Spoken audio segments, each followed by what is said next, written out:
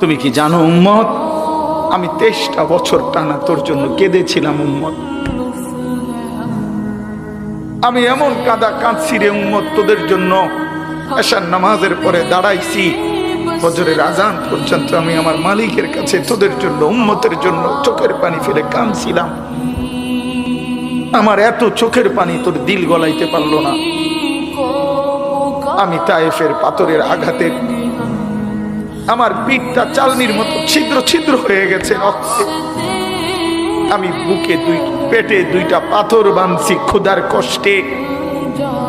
আমি উহুদের দান শহীদ করা রক্তে উহুদের ময়দানে পড়েছিলাম বেহুশ হয়ে।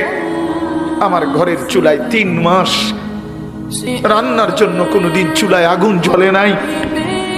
আমার এত চোখের পানি, এত রক্ত, এত ক্ষুধার কষ্ট, কিছুই তোর মন গলাইতে পারলো না, তোরে সেজদা দিতে পারলো না।